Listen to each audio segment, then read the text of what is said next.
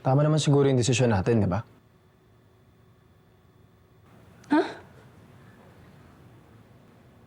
Ano yun, kuya? Nag-second thoughts ka? Kuya, remind ko lang sa'yo, ha? Baka nakakalimutan mo, ilang hapunan na wala tayong makain. Kasi si nanay walang tindang longganisa. Walang kanin? Kuya, paano ako makakapagsaing? Kita mo namang inaalagaan ko tong si Colleen, oh. Ikaw na lang kaya. Tapos wala pang mailuto. O, di ba nagnakaw ka pa nga ng isda? Ay, sandali. Aling Cora, pakilista na lang po. Thank you! Pipit ka bata na po! Tapos yung mga kapitbahay natin, walang ibang ginawa kundi pagchismisan tayo, pagtawanan tayo. Kasi yung lalaking yun, may ibang pamilya na. May iba na siyang anak sa Saudi. Nakabuntis siya ng ibang babae. Hindi totoo yan. Pawin mo! Tulong mo, sige. Kaya mo yan! Oka! Kaya mo! Sige! Kaya mo yan! Kaya mo yan! Uy! Siguro humingi tayong tulong kay Tito Noah.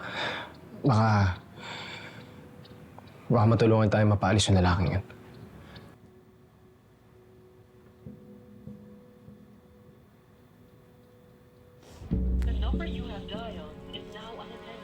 Kapatay ang phone niya. Puntahan ko na lang.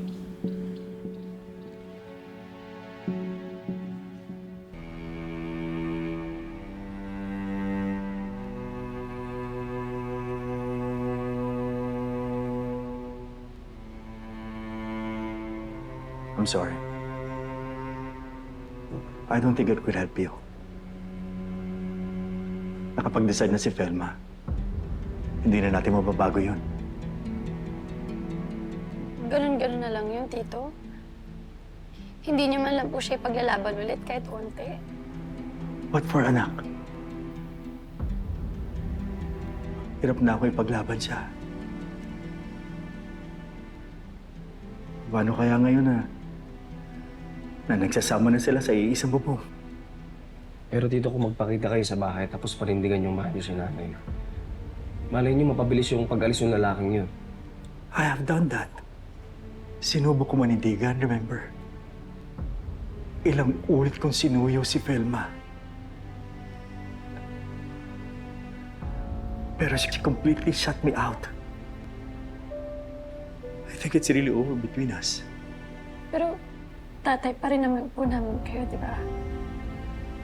Pwede pa rin po namin kayo malapitan. Initsipwera na ako ng nanay niyo.